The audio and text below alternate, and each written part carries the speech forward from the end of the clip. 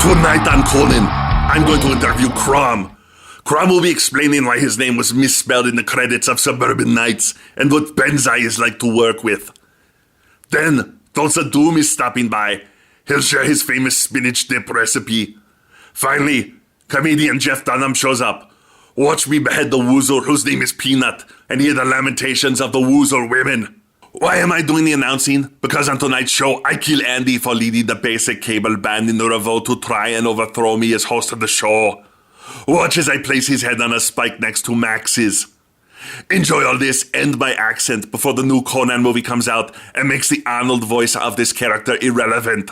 Only on Conan, on TBS. Very funny. Enjoy the show.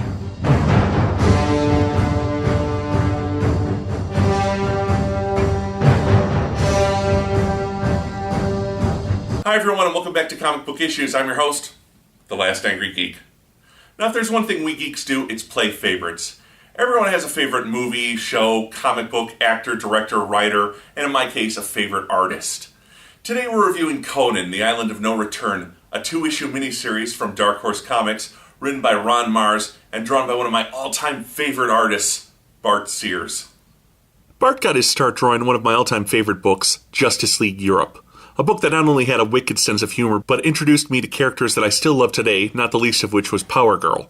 Bart's drawn for DC, Marvel, CrossGen, and for the last few years, he's done several miniseries for Dark Horse Comics.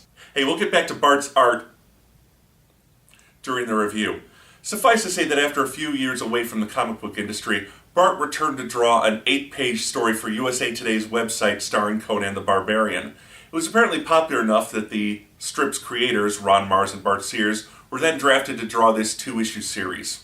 In the USA Today story titled Kiss of the Undead, a noblewoman, the life of a local judge, hires Conan to be her bodyguard as she enters a graveyard to make contact with suffering vampires so that she might offer them succor. Faster than you can say Edward Cullen is a pussy, the vampires try and rip her to shreds, with Conan stepping in to destroy the monsters. Island of No Return picks up shortly after that. A few hours after that. Apparently, the judge's wife decided to thank Conan for saving her life, and she was still thanking him when her husband walked in on them. So we join Conan as he runs across the rooftops, pursued by the city guards, clutching his clothes and wearing nothing but a smile. Welcome back to Late Night's Tales of the Body Barbarian. Tonight, Conan thrusts his mighty sword. Oh yeah. Although the guards admire Conan's prowess, they still corner him on a rooftop. He takes down about a dozen guards or so, before deciding discretion is the better part of valor and diving onto a nearby tent.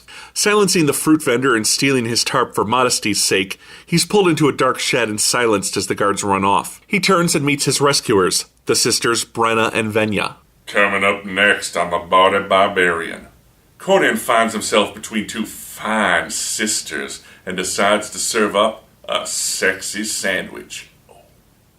The sisters are a pair of thieves and, familiar with Conan's exploits, offer him an opportunity to become very wealthy. With no better options and the threat of the girls bringing back the city guard, Conan and the sisters ride off.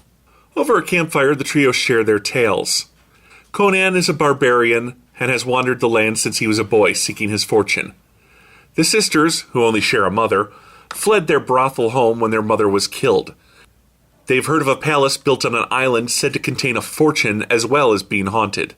Set on a sheer cliff, the women need Conan's physicality to scale it and provide a way up and down. Coming up next on The Body Barbarian, Conan and the sisters go up and down, up and down. I don't know what this looks like to you people. Years of comic books have destroyed my ability to tell what is and isn't sexy in the real world. The trio sail to the island, and Conan eventually makes the long and dangerous trek up the cliff before dropping a rope to Venya and Brenna. One sunset later, and the ladies join him up top, and they observe the ruins of the palace.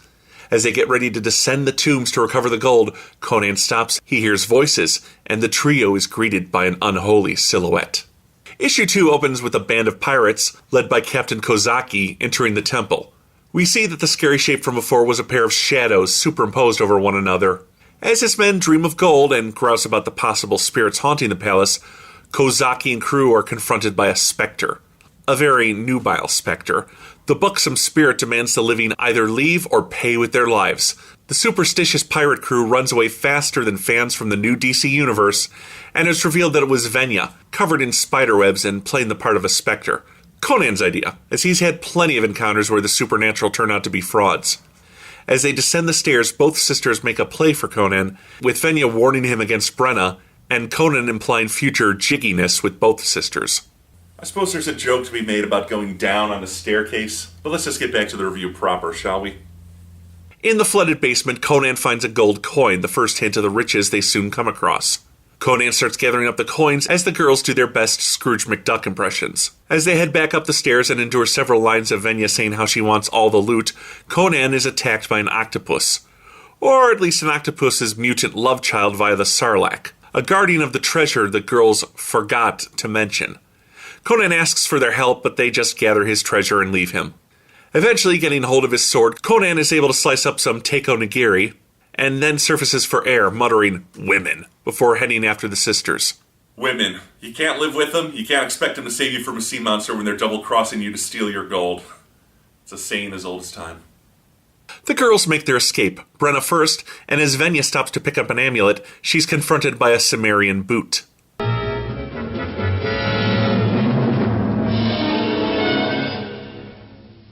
Turns out this boot contains 200 pounds of pissed-off barbarian. Just as Conan's about to provide Venya with an ass-whooping, the pirates return, having regained their courage. Venya slugs Conan with her treasure and joins her sister, escaping with their loot.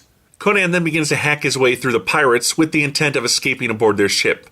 He maims, he decapitates, he even halves. Conan, the librarian. I'm sorry. These books are a little overdue. Seeing that the pirate's ship is far beneath him, he fakes the pirates out before going for a dive. He threatens the ship's lone guardian off the boat before stranding the pirates with the treasure, but no food. Despite losing out on his money and the intangible promise of a three-way, Conan realizes how lucky he is to have escaped, and staring at the only gold coin he salvaged from this adventure, has a hearty laugh. Crom, damn it if that wasn't a fun adventure. Not that it's perfect by any means. Let's take a look at the Island of No Return and see where it succeeded and where it failed. For the most part, I enjoyed the story and the art. I think writer Ron Mars was smart to tie this into his USA Today story, even if it's only connected by a throwaway reference at the start. That way people looking for more Conan would feel immediately connected to the previous work. This is also exactly what I expect from a Conan story. Violence, lust, and violence. There's gorgeous women, they want Conan and he wants them. And Conan's sword separates people from their body parts in interesting ways. But it also throws in some surprises. Conan at this stage of his life is a world-weary adventurer and gives off a been-there-done-that attitude, which works for Mars's take on the character. I like that he freaks out the pirates with a ghost stunt after having had one too many fake experiences with the supernatural himself. I also like the cliffhanger, where we find out that the monstrous image was just a pair of shadows. It's rare for a writer to try and have that kind of fun with his audience's expectations, but Mars goes there. Where I felt the script ran dry was the second half of issue 2. I found it a bit disappointing that the sisters got the better of Conan. This adventure put off a real old-school serial adventure vibe, and I guess I expected them to get some sort of comeuppance. And the sisters are probably the weakest characters in this story. They're using Conan, but it seems like they're also trying to play him off each other. At least it would seem that way, except Venya is the only one who tries to turn Conan against Brenna. Brenna never does this, and so Venya's actions, given that the sisters mutually betray Conan, seems confusing. Also, it hardly seemed like we needed sisters for this story. Given the way the adventure plays out, the part could easily have been played by just one woman. There wasn't a real need for two girls, save the extra eye candy. Also, and I don't know if I should shift the blame for this to the book's colorer, Mark Roberts, but since when does a lack of torchlight turn a girl's skin blue and her hair green? That was just weirdly convenient. As weirdly convenient as a group of pirates who actually take the time to listen to a naked woman. Still, I did enjoy the art. I felt that Bart's art looked fantastic, at least for the first issue. Then the second issue came out and I was like, what happened? At several points the art looks rushed and very un-Sears-like. I'm not sure if I can explain it, as Bart is the only penciler credited on this book. So what happened? Did Bart turn over rough sketches to be finished by his inker Randy Elliott? That's doubtful, as Randy is a longtime inker for Bart and knows how to render his art to match Bart's. Did Bart just rush this himself? Again, you think Randy would make up for that, but look at the way Conan is drawn. It doesn't seem to match the final art on the better-looking pages. whatever reason, the art during that sea monster's attack looks terrible, or at the very least it doesn't match the previous art and thus sticks out. Also, I wasn't really happy about the design of the sea monster. It was just generic tentacles, maw, and a bunch of eyes. I'm not a big fan of monsters that look like they were just a bunch of Mr. Potato Head parts mashed together. But when the art works, it works. I realize not everyone is a fan of Bart Sears, but I love his art. I think it captures the action and sex appeal of Conan perfectly. I'll also have to give different grades to the book's cover artists. Michael Kuch did the painting of Conan for issue 1, and it's like, big deal. He's there and has a sword. Covers like this do nothing for me. But issue 2 by Stepan Sejic is perfect as it actually incorporates several story elements, like the sea monster and Venya, in the art. That gives you a hint of what's going on in the book, and that's what a cover should do. So why does Conan endure after all these years? I think because it's perfect escapism, appealing to the teenage boy in most men. He gets to fight horrible monsters and brutish thugs, and never suffers more than a cut or scratch here or there. Then he gets to go on and make love to beautiful women. So it's either be a barbarian or dictator of Moronica. What does a dictator do?